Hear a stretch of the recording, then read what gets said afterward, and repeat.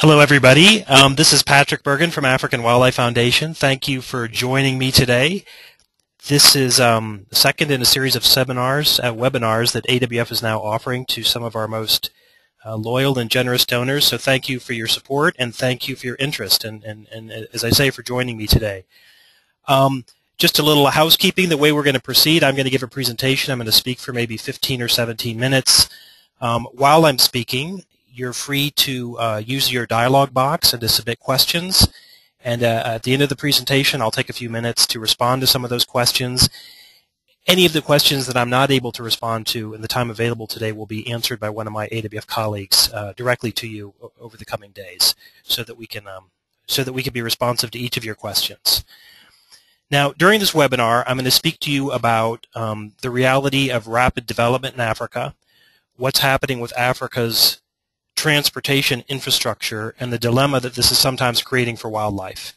And we're going to talk more specifically about the Serengeti Highway issue that came up during the last year. I'll give you an update on that, and we'll use that as sort of a case study to look at the broader issue. So let's start with some context. I think many of you have probably heard me say this before, that Africa is huge. The continental United States would fit in the continent 3 times with change left over, as you can see from this graphic. There are now over 1 billion people living in Africa. And so if you look at the size of the continent and the size of its human population, the continent has relatively little transportation infrastructure. Now, in fairness, there's been a lot of development in recent years, and we see a lot of roads being built. And if you look at this photo, for example, of Johannesburg, you'll see that there are, of course, modern cities in Africa. South Africa used to be quite unique in this, and this is no longer true. There are flyovers and sort of modern highways now in many African capitals. And so infrastructure is improving. And yet, just to give you sort of a comparison, if you take the total number of paved roads in Africa, it is equivalent roughly to the nation of Poland, which again you can see in this graphic is much, much smaller than the continent of Africa. I was also just looking at human population numbers. Poland has about 38 million people compared to Africa's 1 billion. So if my maths are correct, that means a kilometer of paved road has to serve 50 times more people in Africa than it would in Poland. So relatively speaking, the infrastructure is much less developed in Africa. Now, most of the roads in Africa are, of course, dirt. And this is a very beautiful image of northern Namibia that I think my colleagues found for me. But if you're driving an 18-wheeler and it's the rainy season, you're going to end up with a road that's much less attractive than this and much less effective in getting goods to market and so forth. In fact, many of Africa's roads that are used for the transport of goods and services look like this. They are in bad shape. I bet many of you have been on safari and seen lorries overturned, where a driver hit a pothole or where the shoulder has eroded, and all these things are limitations on Africa's economic development. Besides roads, we can think about railways. During colonial times, railways were developed to link the ports to the interior, a lot of times by the colonial authorities. Africa has relatively few working railways, just like roads, and indeed many of these railways have now deteriorated and are no longer in service. For example, this one in the Congo, barely working, very few working cars still on the rails themselves depleted. And then finally, having looked at roads and railways, let's just spend a moment looking at ports. If you look at the phenomenal length of Africa's coastline, it extends over 25,000 miles, and the continent has relatively few well-developed ports. And most of these are plagued by overcrowding, outdated equipment, and in some cases grave mismanagement. So ports are another limiting factor on Africa's infrastructure. Now, if we look at the whole question of Africa and its economic development, a lot of theories have been put forward by different people about why the continent lags behind the rest of the world in economic development. I'm sure you've heard a lot of them. Some of them are the climate. Some of them are corruption. People have talked about tribalism, disease, and other explanations. However, one of the explanations that I find most interesting and most compelling is the one put forward by Jeffrey Sachs. a well-known economist. You've probably heard of him. You either love him or hate him. But he has put forward really an explanation for Africa's underdevelopment that I would say is a geographical explanation. It's fundamentally geographical in the rationale that it provides. And he says that there are certain naturally occurring geographical features of the continent of Africa that have been constraints to its economic development. Let's look at what a few of those are. One is just the natural physical characteristics. The Sahara Desert. It's a big barrier to cross for trade, for education, and so forth. The Congo Basin, the huge equatorial forest of the Congo Basin, is another huge barrier, not easy to traverse. And then there have been insects and diseases. For example, the huge tsetse fly zone of sub-Saharan Africa. This used to make it impossible to move livestock and, for example, oxen, ox-drawn wagons across the continent. I bet many of you have heard of the African horse sickness, which is also a major constraint to animal-borne transportation over the years. So these are all things that have constrained development on the continent. But perhaps the most significant one, and again, Sachs talks about this in his book, is the question of navigable rivers. He makes the point that in a lot of continents like Europe and Asia, there are navigable rivers, that those rivers were historically the places where cities were based, that there was trade up and down those rivers and commerce and so forth. But if you look at Africa's rivers, look at, for example, the Zambezi or the Upper Nile, there are huge gorges and huge rapids like you see in this photograph, meaning that navigation, river navigation, is not possible. And so rivers have not served to open up the continent of Africa to trade and commerce in the same way that you've seen in other geographies and on different continents. So just sort of in summary, these are some of the points that Jeffrey Sachs makes about how the geographical features of the continent of Africa have limited trade and development. Now, the bottom line, of course, is that Africa cannot participate in the global economy fully if it cannot connect to the rest of the world, and if it cannot ensure that raw materials and goods and services can make it into the global market. Look here again at the outline of the continent of Africa, and these are some of sort of the historic ports that you're probably aware of, you know, Casablanca, Lagos, Luanda, Cape Town, Maputo, Dar es Salaam. For many years, almost since colonial time, there have been a limited number of ports around the continent. Now, there are plans underway to either open up new ports or redevelop ports, and this map and these red dots show you some of the new ports under development. These are plans that are underway by the national governments, by the international community, and so forth to open up new ports to development.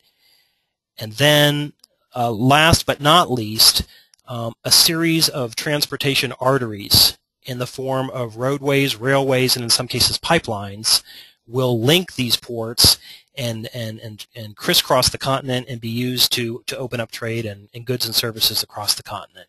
So this is sort of what's going on now, really an opening of the continent with infrastructure development. Only a few years ago, economists and a lot of planners would have said that a map like this was a pipe dream, that this would never happen. They would have said, first of all, that the international development banks and international agencies would never make finance available for this sort of infrastructural development. And they further would have said that even if you could build these things, say, for example, using aid from the World Bank or the African Development Bank, that there was not economic justification to build these places because the flow of goods and services through them would not justify the investment. And I've heard these arguments frequently throughout the last years. However, in the last couple of years, two big things have changed. And those two big things, I bet you can guess what they are. They are both represented by this photograph. They are China and China's involvement in Africa, and they are oil and significant new discoveries of oil and natural gas on the continent of Africa. And I would suggest to you that these two things have changed everything. Just again to give some color to that, China is now investing in Africa at a massive scale. Chinese investment in Africa is now estimated to exceed $170 billion. Every time we get a figure on this, it's outdated as soon as we get it. because there's that much investment going on. Annual trade between China and Africa. China has exceeded the United States as Africa's largest trading partner, and annual trade is estimated to exceed 160 billion per year. So in summary, China is not only helping to build these ports and to build these railways and to build these roadways, China is also investing in businesses in the hinterland of Africa, in the interior, that will become the users, the utilizers, and the customers for these ports, ensuring a flow of goods and services through these ports and ensuring that they're used at scale. So this is a large part of what we think is going on the continent. Now, having spoken for a couple minutes about the continent of Africa and its population and its infrastructure in China and Africa, let's take a step back and revisit this from the perspective of wildlife and the African Wildlife Foundation and what we think this means for our mission. Because you're all involved in supporting AWF, I'm sure you're sort of well aware of our values and our philosophy. From our view, it's not possible, it's not desirable, or it's not ethical to want to hold back the economic modernization of the continent.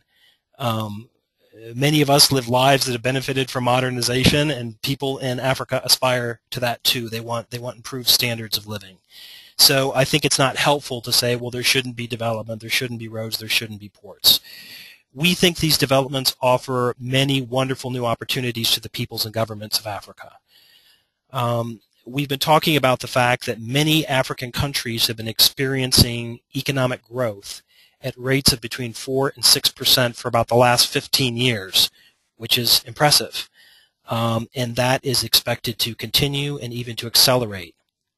However, at the same time, we know that these developments can pose serious threats and challenges to the many of the things that we hold dear, and most specifically to our commitment that Africa's wildlife and wildland should endure forever. So let's take a look at the Serengeti and the example of the Serengeti Highway that was proposed last year. I know many of you are aware of this issue. Many of you are very concerned about it. Here's the danger as we see it. In this rush to welcome new investment and to build new infrastructure, where there's the very real concern that wild areas, national parks, and wildlife will get thrown under the bus, as we like to say in the United States. And that these things will be sacrificed, and people will think, well, you can't have it both ways. We want modernization, so sort of to heck with wildlife. And this is, of course, what almost happened in Tanzania.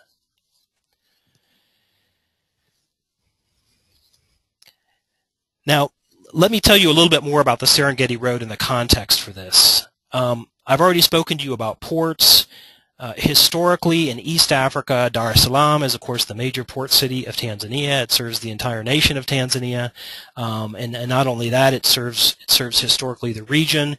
To the north there in Kenya, you see the port of Mombasa. This has historically been the big port. And both of these ports are overcrowded. Both of these ports are hardly able to service Kenya and Tanzania themselves, to say nothing of the other landlocked countries that depend on these same ports for service. And so the region and these countries have been saying we need more alternatives. I bet many of you remember the very unfortunate post-election violence that took place in Kenya about 5 years ago. During those days, the port of Mombasa's operations were disrupted. In Uganda, Kampala, Uganda, they stopped getting cars, they stopped getting fuel, nothing was flowing through the port of Mombasa, leaving that country high and dry. So people have been saying we need another port.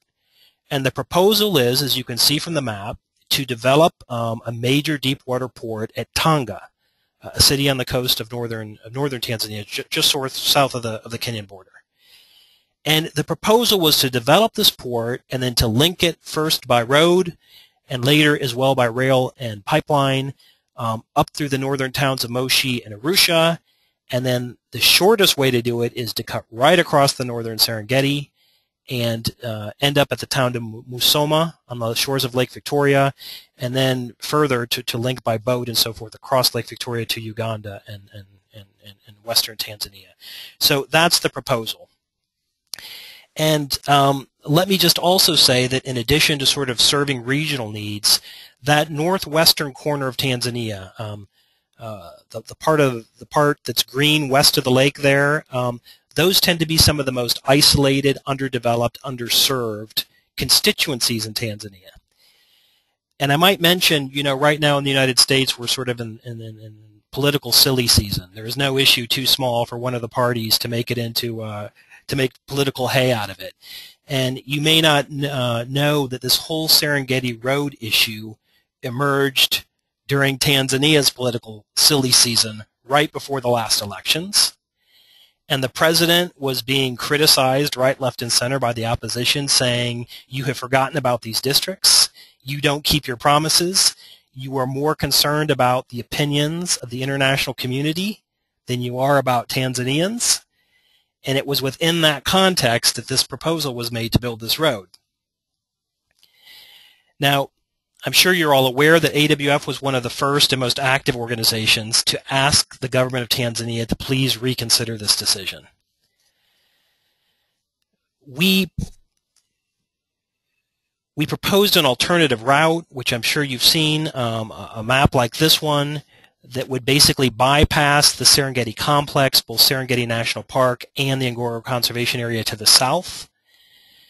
Our approach was that we began by respectfully and quietly making our case known to the president. We wrote a private letter to the president. This is our style. We have to work with these governments in the long run, so we work quietly, and we first said, wow, really think you need to reconsider this decision.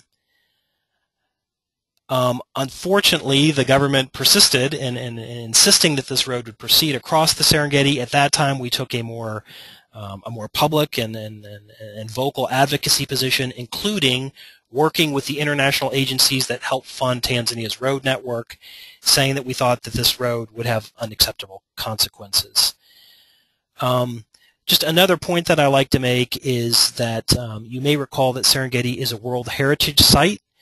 The way that I like to think about that, again, in the United States, we have city parks, state parks, county parks, provincial parks.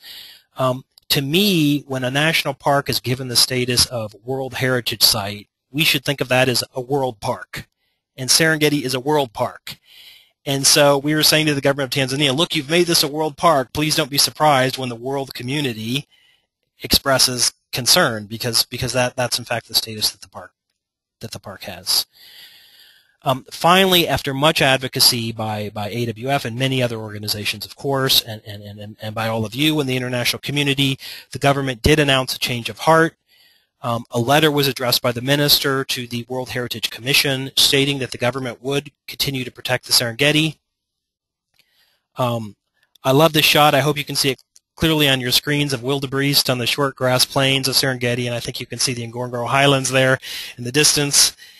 The letter that the government of Tanzania wrote had several key elements to it. The first was that the portion of road going through the park would not be tarred. And I think this is very significant for several reasons. One is that, of course, tarring the road would be much more destructive. It would imply much higher environmental impacts. The second is that it would change the character of the Serengeti. The Serengeti is supposed to feel like wilderness. And you can just imagine how a tarred road would look going across the short grass plains like this. Third, and most importantly, is we do not want the road to be attractive to commercial truck drivers. And if commercial truck drivers, if you put a nice smooth highway in front of them, they're going to put the pedal to the metal. I've always wondered how you drive a lorry at 120 kilometers an hour through a park that has 2 million large mammals in it, but somebody thought that was a winning proposition. Anyway, the first point is that the road would not be tarred. The second provision of the letter was that the road would remain under national park management. I think this is very significant. I know of a number of other places in Tanzania and in Africa where there are roads, they have been made public thoroughfares, and therefore the park authority itself has no authority. People can drive through, and they misbehave. They throw garbage, they speed, they hit animals, they start fires, they travel through at all hours of the night, and so you cannot control the potential that poachers would use those roads to get in and so forth. So the decision was made that the portion of road going through the park remains under park management. The gates will be closed at sunset, anyone coming through must pay park fees, and all of these are, I think, a major deterrent to the road being used commercially for commercial traffic. And then third, very importantly, the government stated in this letter that they would be seeking funding to build a southern bypass highway. And that road is longer. It does require additional funding, and so they're seeking assistance from the international community. The government of Germany has made an offer to assist with that. I've recently visited with officials here at the German embassy in Washington, D.C. just to confirm that that offer stands, that Germany is willing to be part of a coalition to fund that southern bypass road. So for now, a commercial highway through the Serengeti is no longer on the table, thanks to the efforts of AWF and many other people. We as AWF also hope that this will have a deterrent effect, that in the future governments and donors and construction companies will think twice before they propose a road through a national park, because they think, wow, it's going to be too problematic to bring down the opposition of outraged people around the world who care about wildlife and wouldn't want to see that happen. So we're hoping it has that benefit.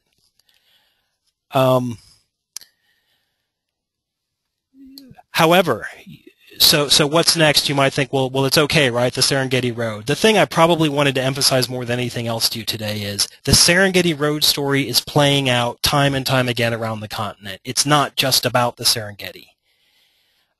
This map shows you a sort of AWF's vision of Africa. You'll see here a number, 30 high-priority conservation landscapes. The ones in green are places where we have significant ongoing projects. The places in red are other landscapes that we've prioritized for conservation action. But many of these face similar threats, and many of them don't have the same sort of brand name recognition as Serengeti, and they're not receiving the same amount of attention. Let me say, for example, that I was recently in Tsavo National Park in Kenya with Philip Maruthi from AWF, and we saw signs of a new road that Kenyan government planners have planned that goes from Malindi on the coast through Tsavo and through Amboseli National Park. And we've heard nothing about this. In fact, I mentioned this to AWF's president, Helen Gichohi, and she said, you know, it's ironic. The Kenyans made so much noise, and they wagged their fingers at the Tanzanians and said, how dare you do this to the Serengeti? Their own highest grossing national park is about to have a road put through it, and there hasn't been a peep from the Kenyans themselves. So I want to emphasize that it's not just about the Serengeti. In fact, I sort of wanted to name this seminar Roads Through Parks. It's not just about the Serengeti, but my colleagues told me it was too long of a name. But that is sort of the message that I want to take away from this. So I think what we're going to do now is take a look at a few of your questions and see if I can respond to them.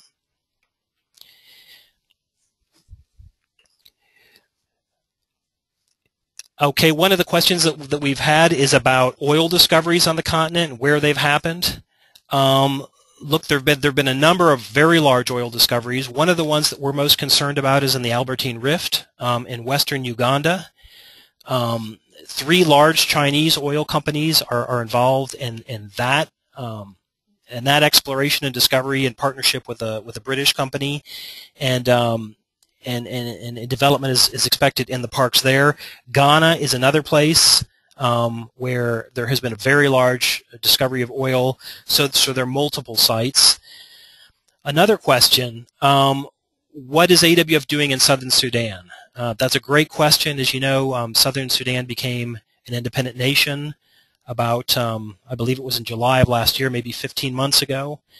AWF is just now, at the request of the government of southern Sudan, in the process of posting a new senior technical advisor to work with government there.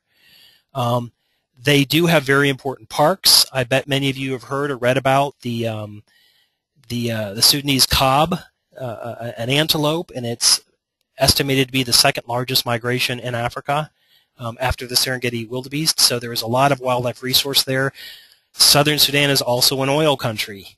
And the port that is now under development at Lamu in Kenya is expected to mainly service southern Sudan. You might know that they've had conflict about shipping their oil out through northern Sudan, and they want to be able to ship their oil through Kenya. Another great question we have, will more roads mean more poaching? Yes, indeed, there is definitely that threat. I bet many of you are aware of the whole question, particularly in forested landscapes, of logging roads. Once a road is put through a pristine landscape, the workers are in there, they may be snaring, they may be poaching, they may be cutting charcoal, so roads do in fact become an artery for sort of the extraction of resources out of a natural landscape. So I think it's very important that wherever roads are being built, there is also then an escalation in law enforcement and protection activities. Another question that someone has submitted, thank you for this, is about how we're trying to engage the Chinese to help, to be part of the solution. It's a great question, very much of interest to AWF. We're just in the process actually of planning my next trip to China, which is going to be in November. You know, China is a large and complex society, and as in any society, there are sort of the villains, and there are also a lot of people who want to do the right thing. There are both individuals and institutions in China that care very much about their reputation and that want to be sort of on the right side of things. So we are trying to find the right people in China who can be helpful. Some of you have heard about an initiative that we're exploring with the Aspen Institute to put together a dialogue between Africa and China on sustainability. The last question that I'll address, because I see I'm about out of time, is about how everyone can help. I encourage you to remain educated about these issues, to realize that Serengeti is not an isolated issue, but perhaps most of all to sort of promote this idea that we think, again, with good planning, with good vision and foresight, it is possible for Africa to develop a reasonable transportation infrastructure, but also to protect a number of large, very valuable wildlife landscapes. We don't want people to adopt the idea that it's an either-or proposition. So I encourage you, if you agree with that, to help us sort of promote that vision. And as always, of course, we appreciate both your moral support and your material support. For those questions that I was not able to respond to, as I mentioned earlier, an AWF staff person will get back to you sometime in the coming days. I believe as you sign off, there's going to be a survey, and I'd love to have your feedback on whether you found the webinar helpful, and also to propose topics for future webinars. Thank you again very much for your time, and hope you all have a great day. Thanks. Bye-bye.